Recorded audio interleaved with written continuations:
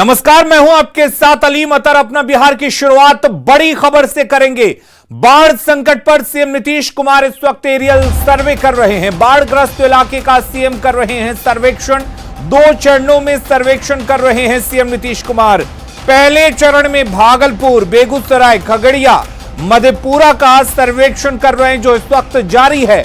वहीं इसके बाद दूसरे चरण में पटना, नालंदा और नवादा का भी हवाई सर्वेक्षण करेंगे सीएम नीतीश कुमार। तो यह दूसरी बार है जब मुख्यमंत्री नीतीश कुमार बाढ़ प्रभावित इलाके का एरियल सर्वे के लिए निकले हुए हैं। आपको बता दें कि इस वक्त बाढ़ संकट पर सीएम एरियल सर्वे कर रहे हैं। बाढ़ग्रस्त इलाकों का सीएम जायजा ले रहे हैं। नुकसान का आकलन किया जा रहा है। 2 चरणों में आज भी सर्वेक्षण किया जाएगा और पहले चरण का सर्वेक्षण भागलपुर, बेगूसराय, खगड़िया, मधेपुरा में इस वक्त जारी है। उसके बाद मुख्यमंत्री नीतीश कुमार पटना, नालंदा, नवादा का भी सर्वे करेंगे। तो मुख्यमंत्री नीतीश कुमार इस वक्त बाढ़ प्रभावित इलाकों का दौरा कर रहे हैं। पहले चरण में सीएम ने 5 जिलों भागलपुर, बेगूसराय और खगड़िया के साथ साथ मधेपुरा का सर्वेक्षण किया।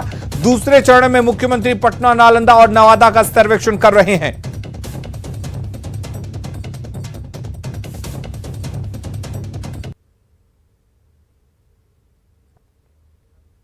तो ये 2 तस्वीरें आप देख सकते हैं। पहली तस्वीर जब सीएम नीतीश कुमार 6 जुलाई को एरियल सर्वे के लिए निकले हुए थे, जब मुख्यमंत्री ने पश्चिम चंपारण, पूर्वी चंपारण, सीतामढ़ी, शिवहर, मुजफ्फरपुर का सर्वेक्षण किया था। वहीं 7 जुलाई को सीएम ने समस्तीपुर, दरभंगा, मधुबनी का सर्वेक्षण किया था। तो ये 2 तस्वीरें हैं जब 6 और 7 जुलाई को मुख्यमंत्री नीतीश कुमार ने हवाई सर्वेक्षण किया था और उसके बाद आज मुख्यमंत्री 2 चरणों में कई बाढ़ प्रभावित जिलों का सर्वेक्षण कर रहे हैं। चलिए और अब बात करते हैं बाढ़ से बेहाल बिहार की।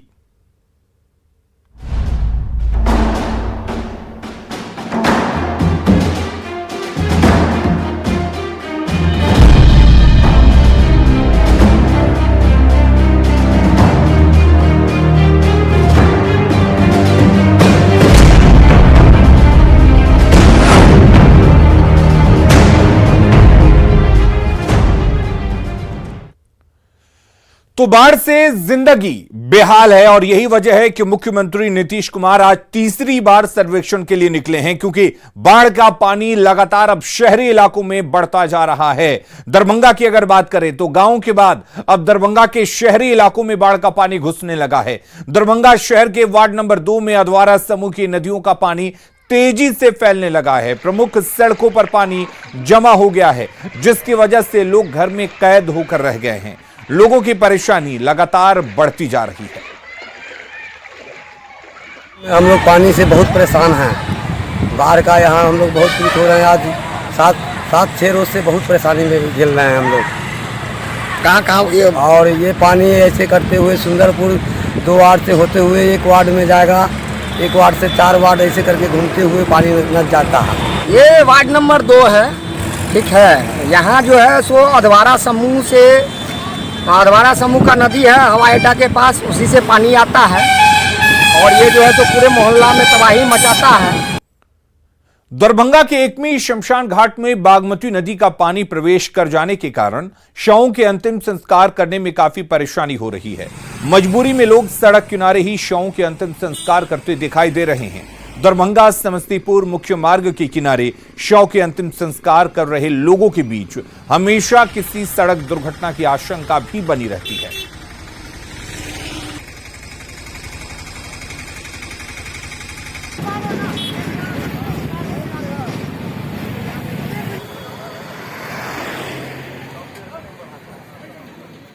हर साल बाढ़ से हमारा स्मशान घाट डूबा रहता है। इसके लिए गवर्नमेंट आज तक कुछ नहीं किया। आज मजबूरी मैं रोड का फ्रंट साइड में मैं संस्कार करता हूँ।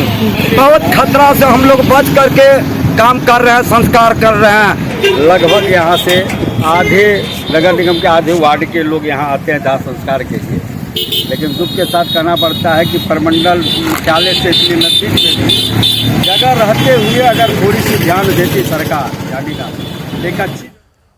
और बात अररिया जिला की करते हैं, जहां जिला मुख्यालय से महज कुछ ही दूरी पर परमान नदी से तेज कटाव हो रहा है। कटाव के कारण नगर परिषद क्षेत्र वार्ड नंबर 11 और 12 के लोग मजबूरन अपना घर तोड़ रहे हैं। लोगों का कहना है कि 5 साल से करीब 100 परिवार का घर नदी में समा गया है। इस बार भी तेज कटाव हो रहा है, जिससे लोगों में डर का माहौल है। फ्लड कंट्रोल और जल संसाधन विभाग के अधिकारी कटाव रोकने के लिए इलाके का निरीक्षण किया। और ये खतरा का घंटी है। सब यहाँ गरीब वर्ग के लोग रहते हैं। जमीन इतना महंगा मिलता है। रोड भी जाकर के हाल ही में बना, बिजली का खूंटा लगा, सब लगा।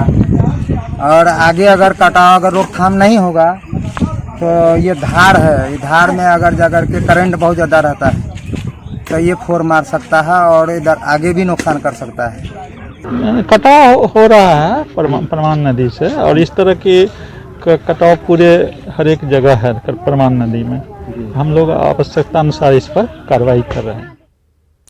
अगली खबर का रुख करते हैं। महंगाई के खिलाफ विपक्ष ने सरकार की घेराबंदी के लिए बड़ा कार्यक्रम तैयार किया है। एक तरफ कांग्रेस ने तो दूसरी तरफ आरजेडी ने कार्यक्रम बनाए हैं। इस पर जेडीयू ने पलटवार किया है। जिस तरह से केंद्र की सरकार ने कमर तोड़ महंगाई ला करके जनता पर बोझ डाला है, इसके खिलाफ सभी विपक्षी पार्टियां सड़कों पर उतरेंगी। राष्ट्रीय जनता दल ने भी सड़कों पर उतरने का निर्णय लिया है। नेता प्रतिपक्ष तेजस्वी यादव जी के आह्वान पर 18 जुलाई को प्रखंड स्तर पर बैलगाड़ी से, साइकिल से गैस सिलेंडर लेकर के सड़कों पर विरोध प्रदर्शन होगा और 19 जुलाई को जिला मुख्यालय में महंगाई की मार संपूर्ण देशवासी भोग रहा है। न सिर्फ विपक्ष, सत्ता पक्ष के लोग और भारतीय जनता पार्टी के वोटर भी महंगाई की मार वैसे ही झेल रहा है जैसे विपक्ष के लोग झेल रहा है।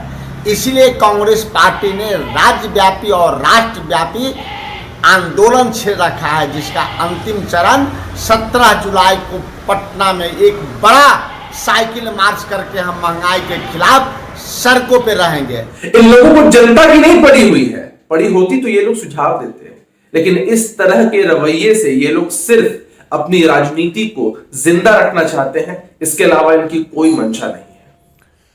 नेता प्रतिपक्ष तेजस्वी यादव की ओर से विधानसभा अध्यक्ष को लिखे पत्र पर सियासत गर्मा गई है। तेजस्वी की चिट्ठी पर पथ निर्माण मंत्री नितिन नवीन ने कहा कि कानून तोड़ने वालों को कानून से डर लगना ही चाहिए। उन्होंने कहा कि तेजस्वी यादव को विधानसभा अध्यक्ष से माफी मांगनी चाहिए। विधानसभा की मर्यादा को भंग किया, जिनको तांडव किया विधानसभा के अंदर, परिसर के अंदर, तो उनको डर तो लगेगा ही कि कानून का डंडा तो निश्चित रूप से चलेगा। डर किस बात का? जो खुद गुंडागर्दी करे तो उनको डर लग रहा था। तो भैया जहाँ कानून तोड़िएगा तो वहाँ तो कानून काम करेगा। और मैं तो तेजस्वी यादव जी को सुझाव दूंगा कि कम से कम उनको, उनके विधायकों ने जिस प्रकार से मर्यादा भंग की थी, कम से कम उनको विधानसभा अध्यक्ष से माफ़ी मांगनी चाहिए। उधर पूर्व विधानसभा अध्यक्ष और आरजेडी नेता उदय नारायण चौधरी ने तेजस्वी के पत्र को सही बताते हुए कहा कि जिस तरह से विपक्ष के विधायकों को पीटा गया है, यह संसदीय इतिहास में काला धब्बा है। इस पर खुद विधानसभा अध्यक्ष को माफी मांगनी चाहिए। संसदीय इतिहास में एक काला धब्बा लगा है, जो माननीय विधायकों को पिटवाया गया है और पुलिस ने जिस तरह से बेरहमी से पीटा है, ये एक संसदीय इतिहास में एक काला धब्बा लगा है और इसके ऊपर माननीय अध्यक्ष महोदय को स्वयं माफी मांगनी चाहिए और इस पर कार्रवाई करनी चाहिए। महंगाई पर कांग्रेस सांसद अखिलेश सिंह ने कहा कि सरकार की नीति के चलते जनता परेशान है, लिहाजा कांग्रेस 16 और 17 जुलाई को सभी जिला मुख्यालयों पर प्रदर्शन करेगी। बड़ी मार अगर कोई झेल रही है इस देश में इस सरकार के नीतियों के द्वारा, और जिस तरह से टैक्स लगाया है पेट्रोल और डीजल पर, तो उससे महंगाई बढ़ी है और कमर टूट रही है जनता की। इतनी महंगाई तो आज तक आज़ाद हिंदुस्तान ने कभी देखा नहीं, जिस तरह अभी लोग देख रहे हैं। 100 रुपये पार कर गया पेट्रोल डीजल का प्राइस। जमुई जिले के ग्रामीण इलाकों में खेल के मैदानों पर अतिक्रमणकारियों का कब्जा बढ़ता जा रहा है, जिससे खेल और खिलाड़ी को नुकसान हो रहा है। जिले के खैरा प्रखंड के दाबिल गांव में भी खेल के मैदान के अस्तित्व पर खतरा मंडरा रहा है। दशकों पुराने इस खेल के मैदान का जायजा लिया न्यूज 18 संवाददाता केसी कुंदन ने। खेल और खिलाड़ी को बढ़ावा देने के लिए सरकार कई तरह के प्रयास करते हैं, जिसमें खेल के मैदान भी है। खेल के मैदान दुरुस्त करने की बात कही जाती है, लेकिन जमुई जिले में ऐसे कई खेल के मैदान हैं जो अतिक्रमण के शिकार हैं। देख सकते हैं खैरा प्रखंड का दाबिल ये गांव है, और दाबिल गांव का जो खेल का मैदान है वहां पर अगर देखा जाए तो चारों तरफ अतिक्रमण है, जिसका नुकसान खिलाड़ियों को और खेल को हो रहा है।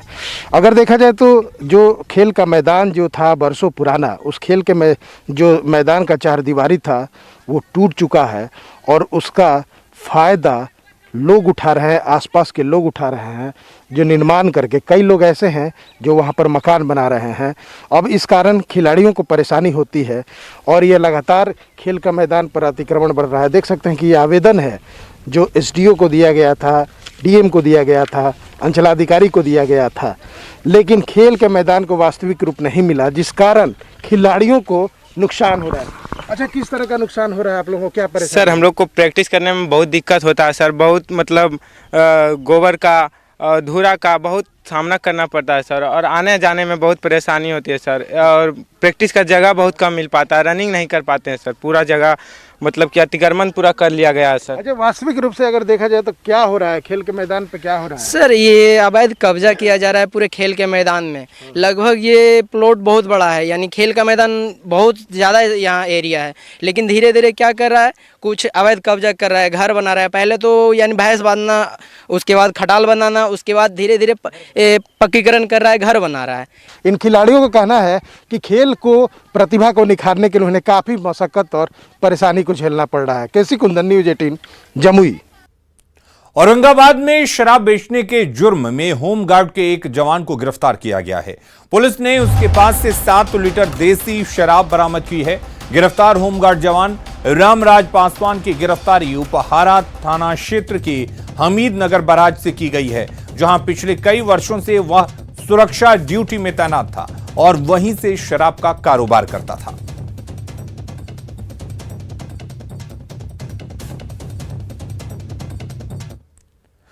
गोपालगंज में ऑर्केस्ट्रा के दौरान पिस्तौल लहराने का वीडियो वायरल हो रहा है। वीडियो में नाबालिग लड़का डांसर के सामने पिस्टल लहरा रहा है।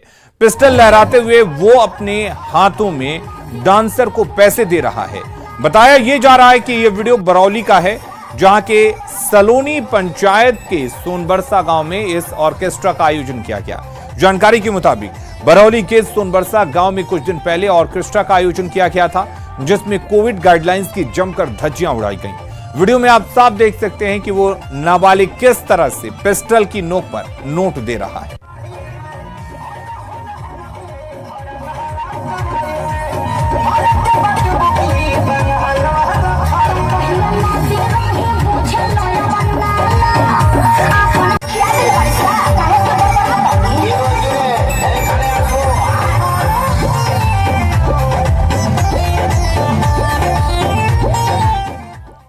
देश के कई छोटे शहरों को उड़ान योजना के तहत हवाई सेवा से जोड़ा गया है। बिहार में भी दरभंगा एयरपोर्ट से सिविल एयरलाइंस की सेवा शुरू करने के बाद अब गोपालगंज और दूसरे जिलों से हवाई सेवा की शुरुआत करने की योजना भी बनाई जा रही है। लेकिन सबसे पुराने जिलों में शुमार पूर्णिया में हवाई सफर का सपना लोगों के लिए आज भी एक सपना बना हुआ है। 2015 में केंद्र की ओर से की गई घोषणा हाईकोर्ट में जमीन अधिग्रहण के लंबित मामलों में ही उलझकर रह गई है। आखिर क्यों, देखिए इस रिपोर्ट में।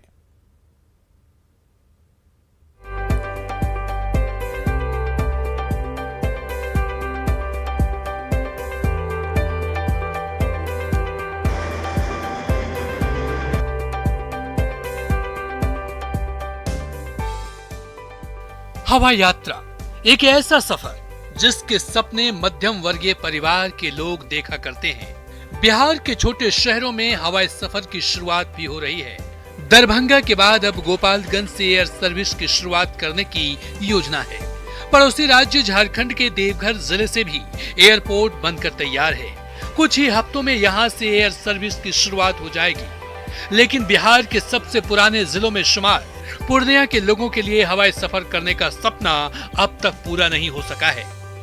ये हाल तब है जब साल 2015 में ही प्रधानमंत्री नरेंद्र मोदी ने उड़ान योजना के तहत पूर्णिया के चूनापुर वायुसेना एयरपोर्ट से सिविल हवाई सेवा शुरू करने की घोषणा की थी।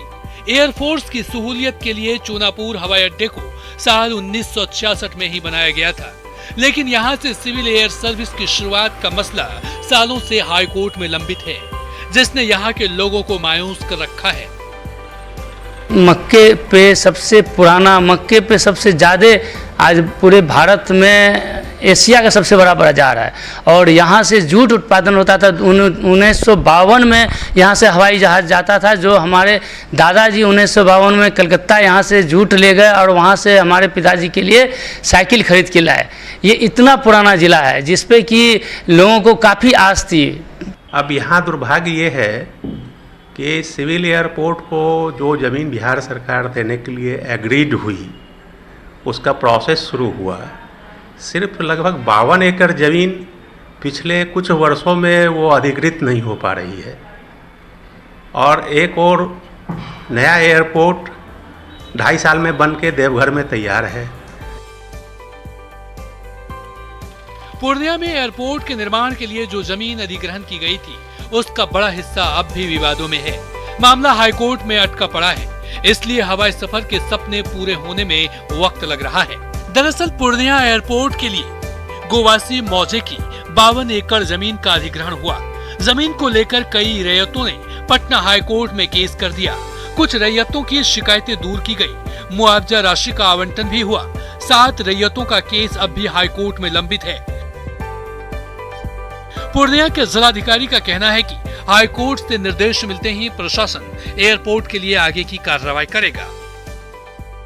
टोटल 9 केस फाइल हुए थे, उसमें से 2 केस में हाईकोर्ट से रिमांड बैक किया गया था। उन 2 केसेज में सुनवाई करके 1/3 ज़मीन एयरपोर्ट अथॉरिटी को हैंडओवर कर दी गई है। बाकी जो 7 केसेज हैं वो अभी भी पेंडिंग है और जैसे ही उसमें ऑनरेबल हाईकोर्ट का कोई निर्देश प्राप्त होगा तो उसमें आगे की कार्रवाई।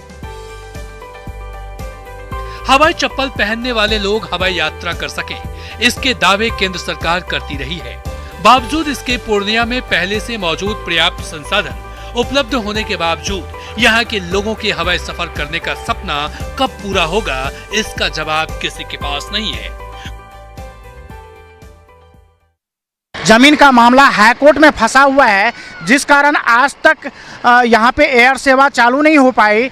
इससे पहले दरभंगा में चालू हो चुकी है, देवघर में चालू हो गया है, गोपालगंज में भी अब एयर सेवा स्टार्ट होने वाली है, लेकिन पूर्णिया वासियों के लिए एयर सेवा आज भी सपना ही बना हुआ है।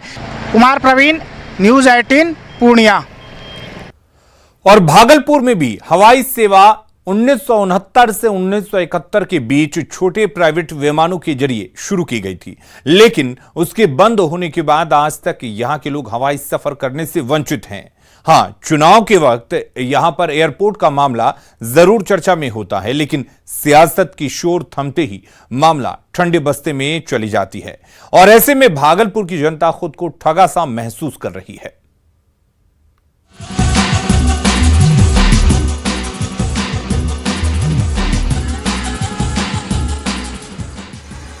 दरभंगा में विमान सेवा की शुरुआत हो चुकी है। गोपालगंज से भी हवाई सेवा को लेकर स्वीकृति मिल चुकी है। भागलपुर से बेहद पास झारखंड के देवघर जिले में जल्द ही विमान सेवा शुरू होने वाली है। लेकिन पूर्वी बिहार के सबसे अहम और प्राचीन जिले भागलपुर के लोगों के लिए हवाई सफर करने का सपना अधूरा ही है। व्यापार, चिकित्सा और शिक्षा का अहम केंद्र होने के चलते यहाँ के लोग लंबे समय से एयर सर्विस शुरू करने की मांग करते रहे हैं। हर बार नेताओं का आश्वासन मिलता है, लेकिन घोषणाएं जमीन पर उतरती नहीं। अगर यहाँ तक हम कब से सुन रहे 10 साल से, क्योंकि हम यहीं पले बड़े हैं, 10 साल से आई थिंक उसके ऊपर से सुन रहे कि यहाँ पे एयरपोर्ट बनेगा, वहाँ पे कोई मैदान है, वहाँ पे एयरपोर्ट बनेगा, बट अभी तक कुछ भी हो नहीं पाया। हमारे चिकित्सा क्षेत्र में बहुत सारे प्रख्यात चिकित्सक जिन्हें हम बुला के भागलपुर की जनता को सेवा मुहैया कराना चाहते हैं, यह संभव नहीं हो पा रहा है। बहुत सारा मेडिकल कॉन्फ्रेंस हम यहाँ नहीं करा पाते हैं। इन कठिनाइयों के लिए, यातायात को सुगम करने के लिए भागलपुर में हवाई यातायात बहुत ही आवश्यक है। भागलपुर हवाई अड्डे से साल 1969 से 1971 के बीच छोटे और प्राइवेट विमानों के जरिए हवाई सेवा शुरू जरूर की गई थी, लेकिन 50 साल से भी ज्यादा वक्त बीत गए। हवाई सफर करने का सपना यहाँ के लोगों के लिए सपना बनकर ही रह गया। वैसे भागलपुर के पूर्व सांसद और बिहार सरकार में पहली बार मंत्री बनने के बाद शहनवाज हुसैन जब 27 फरवरी को भागलपुर आए थे तो उन्होंने शहरवासियों की पुरानी मांग पूरी करने की बात फिर से दोहराई थी। जबकि शहर के स्थानीय कांग्रेस विधायक अजीत शर्मा मामले को सियासत से जोड़कर देखते हैं। भागलपुर में जो भागलपुर के लोगों की मांग है उन सब जायज मांगों को पूरा किया जाएगा और भागलपुर आना आसान हो इसका भी प्रयास किया जाएगा। नहीं, हमको लगता है कि विपक्ष में रहने का मुझे खामियाजा भुगतना पड़ रहा है। मैं माननीय मुख्यमंत्री से आग्रह करूंगा, आपको नहीं करना है। जो पहले से हवाई पट्टी बनी है, इसमें छोटा हवाई जहाज पहले भी चलता था, उसको शुरू करिए। और गौराडी में मैंने बताया कि 500 एकड़ जमीन है, उससे आप लेकर केंद्र सरकार को लिखिए कि हवाई सेवा शुरू करे। अगर नहीं करिएगा तो यह जनता आपको माफ नहीं करेगी। भागलपुर में विमान सेवा की शुरुआत नहीं होने की वजह हवाई अड्डे के रनवे की लंबाई का कम होना बताया जा रहा है। वैसे यहाँ से छोटे विमानों की शुरुआत जरूर की जा सकती है, क्योंकि पूर्वी बिहार का ये एक अहम केंद्र है। यहाँ मेडिकल, इंजीनियरिंग के साथ ही कृषि विश्वविद्यालय जैसी शिक्षा के प्रमुख केंद्र हैं। तो वहीं सिल्क सिटी के तौर पर भी इस शहर की देश भर में पहचान रही है। हालांकि एयरपोर्ट के लिए गोराडीह में जमीन देखी गई है, लेकिन सरकार और प्रशासन की ओर से कोई पहल नहीं किए जाने से मामला अधर में ही लटका है। आप देख सकते हैं कि भागलपुर का हवाई अड्डा में ये इस लॉन्च को का उद्घाटन जो है 8 फरवरी 2018 को मुख्यमंत्री नीतीश कुमार के द्वारा किया गया था, लेकिन आज तक जो है यह बंद ही पड़ा रहता है। जब कोई माननीय आते हैं, मंत्री आते हैं, तो ये लॉन्च को खोला जाता है, यहाँ अधिकारी बैठते हैं और बस उन्हीं के लिए ये लॉन्च एक तरह से कहा जाए कि ये काम कर रहा है। हवाई सेवा की मांग जो है वर्षों से भागलपुर शहर में की जा रही है, लेकिन हवाई सेवा की शुरुआत भागलपुर में नहीं की जा सकी है। अब देखने वाली बात होगी कि हवाई सेवा की शुरुआत कब तक शुरू की जा सकती है भागलपुर से। आशीष रंजन, न्यूज़ 18 भागलपुर। पश्चिम चंपारण में जन जीवन हरियाली योजना ने मिशन का रूप ले लिया है। लोग इस अभियान में बढ़ चढ़कर हिस्सा ले रहे हैं। योगापट्टी प्रखंड क्षेत्र की बगही पुरैना पंचायत में 2400 पौधा लगाने का लक्ष्य था, लेकिन लोगों ने दोगुना पेड़ लगाने का फैसला किया है। यह अभियान लोगों के लिए वरदान साबित हो रहा है, क्योंकि इससे इलाके की हरियाली बढ़ रही है। बगही तीनबट्टी से हरपुरवा चौक तक 21 यूनिट पौधा लगाने का लक्ष्य है और प्रति पंचायत कम से कम 12 यूनिट यानी कि 2400 पौधा लगाने का लक्ष्य है, लेकिन हम लोग इसको 4200 पौधा लगाने का लक्ष्य लिए हैं अपने तरफ से। बगही तीनमोहान से लेकर बंगाली कॉलोनी चौक तक पौधारोपण किया जा रहा है। लॉकडाउन की वजह से सरकार हम लोग को मनरेगा के तहत बैठकी में काम दे रही है। नेटवर्क 18 फेडरल बैंक संजीवनी गाड़ी भारत के कोविड प्रभावित जिलों में जा रही है।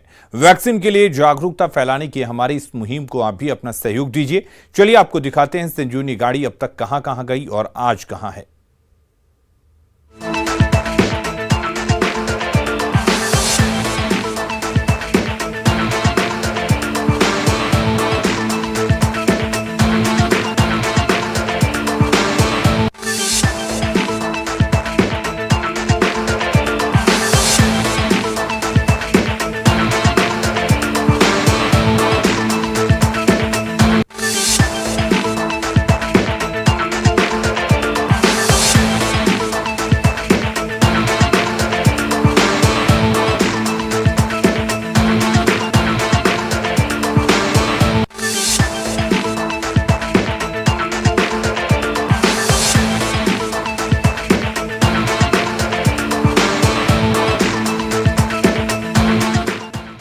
खबरें लगातार जारी हैं। अब बने रहिए न्यूज़ 18 बिहार झारखंड के साथ।